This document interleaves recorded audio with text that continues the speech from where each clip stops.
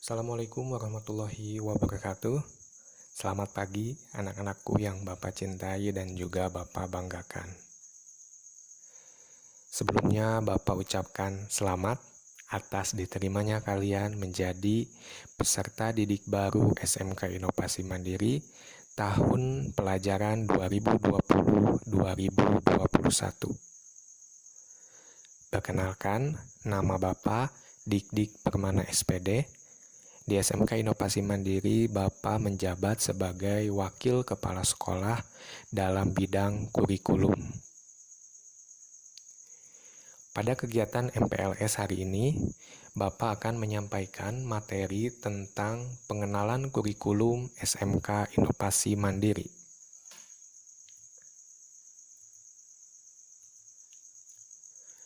Apa itu kurikulum? Nah, menurut Undang-Undang Nomor 20 Tahun 2003, kurikulum adalah seperangkat rencana dan pengaturan mengenai tujuan, isi, dan bahan pelajaran, serta cara yang digunakan sebagai pedoman penyelenggara kegiatan pembelajaran untuk mencapai tujuan pendidikan tertentu. Jadi, kurikulum SMK Inovasi Mandiri itu adalah pedoman penyelenggara kegiatan pembelajaran untuk mencapai tujuan yang diinginkan oleh SMK Inovasi Mandiri. Seperti itu. Nah, pengenalan kurikulum SMK Inovasi Mandiri. Yang pertama, SMK Inovasi Mandiri menggunakan kurikulum 2013 sejak tahun 2017.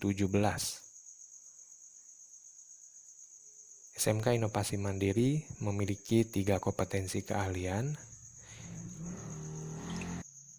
yaitu yang pertama kompetensi keahlian akuntansi dan keuangan lembaga, kemudian yang kedua kompetensi keahlian rekayasa perangkat lunak, dan yang ketiga kompetensi keahlian teknik dan bisnis sepeda motor. Nah, dikarenakan ada 3 kompetensi di SMK Inovasi Mandiri, tentu saja struktur kurikulumnya pun ada 3. Kenapa? Karena struktur kurikulum untuk masing-masing kompetensi itu berbeda ya. Nah, berikut ini adalah struktur kurikulum akuntansi dan keuangan lembaga.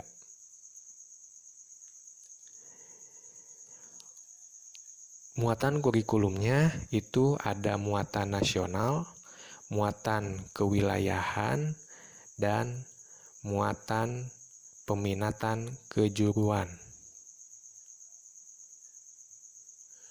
Untuk muatan nasional dan muatan kewilayahan, untuk masing-masing kompetensi itu sama ya.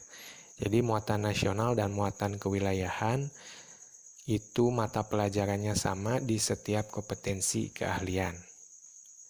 Bisa kalian lihat di situ untuk muatan nasionalnya ada pendidikan agama dan budi pekerti sampai dengan bahasa Inggris ya. Kemudian kalau di samping kanannya itu ada angka 3, 2, 4, 4, 3, 3. Nah, itu adalah alokasi waktunya. Jadi contoh misalkan pendidikan agama dan budi pekerti. Itu diajarkan di kelas 10, 11, dan 12 dengan masing-masing alokasi waktunya adalah 3 jam. Selama 1 minggu ya.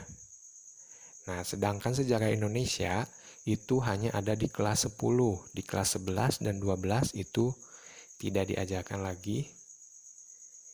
Itu untuk muatan nasional ya. Kemudian muatan kewilayahan. Nah, muatan kewilayahan ini juga sama untuk kompetensi akuntansi, TBSM, dan RPL. Mata pelajarannya sama, yaitu ada seni budaya, pendidikan jasmani, olahraga, dan kesehatan, kemudian muatan lokal bahasa daerah, yaitu bahasa Sunda ya. Nah, untuk seni budaya itu hanya diajarkan di kelas 10 saja dengan alokasi waktu 3 jam pelajaran setiap minggunya. Sedangkan pendidikan jasmani dan bahasa daerah itu masing-masing 2 jam pelajaran. Namun, untuk pendidikan jasmani, olahraga, dan kesehatan itu hanya diajarkan di kelas 10 dan 11 saja. Nah, lalu apa yang membedakan struktur kurikulum akuntansi, RPL, dan TBSM? Nah, yang membedakannya yaitu pada mata pelajaran muatan peminatan kejuruan. Nah, di sini perbedaannya ya. Jadi masing-masing kompetensi perbedaannya adalah di muatan peminatan kejuruan. Nah, berikut ini adalah muatan peminatan kejuruan untuk kompetensi keahlian akuntansi. Bisa kalian lihat mata pelajarannya ada apa saja ya. Ada C1, C2, dan C3. Mata pelajaran tersebut disesuaikan dengan kompetensi keahliannya masing-masing. Nah, itu untuk struktur kurikulum akuntansi dan keuangan lembaga. Nah, berikut ini struktur kurikulum rekayasa perangkat lunak. Bisa kalian lihat ya, sama ya muatan nasional dan muatan kewilayahannya. Nah, yang membedakannya kembali yaitu di muatan peminatan kejuruan. Nah, ini mata pelajaran produktifnya nanti ya, yang akan diajarkan di RPL. Kemudian berikut ini adalah struktur kurikulum teknik dan bisnis sepeda motor. Ini untuk mata pelajaran muatan nasional dan muatan kewilayahan. Tadi sama ya seperti akuntansi dan RPL. Alokasi waktunya juga sama.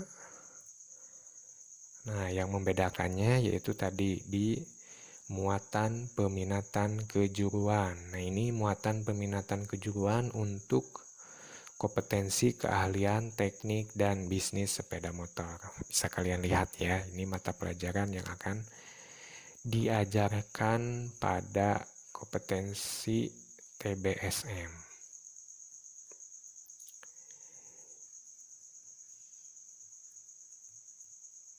Nah, pembelajaran di SMK Inovasi Mandiri. Jumlah jam pelajaran kelas 10 per minggunya itu yaitu 48 jam pelajaran.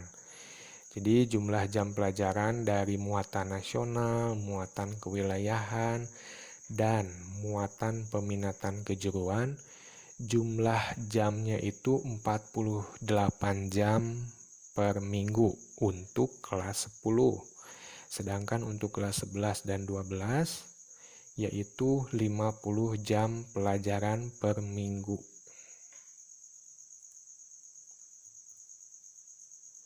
Selanjutnya durasi setiap 1 jam pelajaran adalah 45 menit.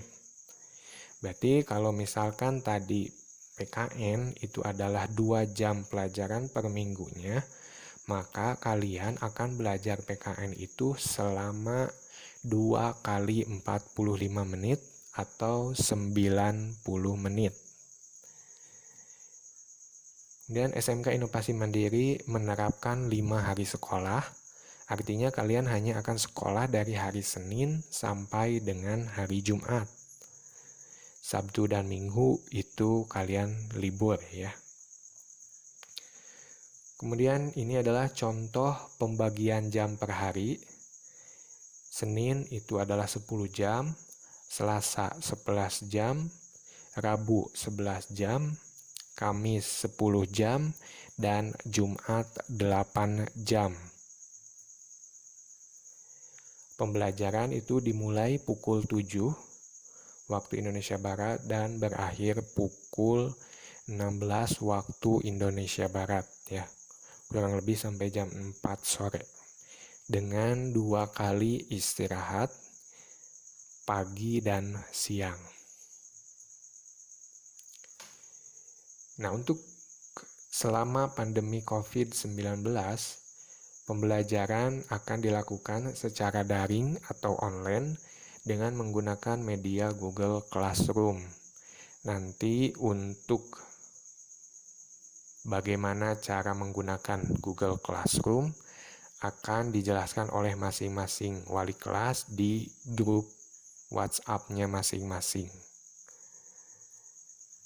Itu untuk pembelajaran di SMK Inovasi Mandiri. Selanjutnya adalah penilaian. Nah, penilaian itu ada 3 ranah. Yang pertama yaitu penilaian sikap. Nah, penilaian sikap ini bersifat kualitatif. Artinya, nilainya berupa huruf A, B, C, atau D. Ya. Untuk penilaian sikap, minimal kalian harus mendapatkan nilai B. Ya. Penilaian sikapnya yaitu sikap sosial dan spiritual. Jadi kalian harus memperoleh nilai sikap spiritual dan sosialnya itu minimal baik ya. Kalau cukup berarti mohon maaf kalian tidak bisa untuk naik ke kelas berikutnya. Nah, selanjutnya penilaian pengetahuan. Nah, penilaian pengetahuan ini bersifat kuantitatif. Artinya nilainya berupa angka ya. Mulai dari 0 sampai dengan 100. 0 jika tidak mengerjakan tugas atau misalkan salah semua dalam menjawab pertanyaan, sedangkan 100 jika kalian mengerjakan tugas dengan baik dan benar. Nah, untuk penilaian pengetahuan itu biasanya ada tes tulis, ada juga yang menggunakan tes lisan, penugasan, ataupun portofolio. Contohnya misalkan penilaian pengetahuan itu adalah ulangan harian ya, kemudian juga tugas, terus UAS, UTS, dan lain-lain ya. Kemudian penilaian keterampilan. Nah, penilaian keterampilan itu bisa dilihat dari nilai praktek atau kinerja atau juga project ya. Ini sifatnya juga sama kuantitatif, artinya nilainya berupa angka. Dari 0 sampai dengan 100. Nah, untuk penilaian pengetahuan dan penilaian keterampilan itu memiliki batas minimal nilai atau yang disebut dengan KKM, kriteria ketuntasan minimal. Nah, nanti KKM itu akan disampaikan oleh masing-masing mata pelajaran. Misalkan KKM Pendidikan Agama dan Budi Pekerti 70. Nah, maka nilai kalian itu minimal harus memperoleh nilai 70. Kalau kurang dari 70, maka kalian harus mengikuti kegiatan remedial. Jika remedial masih juga tidak memperoleh nilai yang minimal, ada 3 saja mata pelajaran yang kurang dari KKM, maka kalian bisa dinyatakan tidak naik kelas. Untuk itu, belajar dengan sungguh-sungguh ya. Jangan pernah pantang menyerah untuk belajar. Nah, mungkin itu saja yang bisa Bapak sampaikan pada kesempatan kali ini. Terima kasih atas perhatian kalian. Mohon maaf apabila banyak kesalahan ya. Selamat mengikuti kegiatan MPLS berikutnya. Wabillahi taufiq wal hidayah. Wassalamualaikum warahmatullahi wabarakatuh.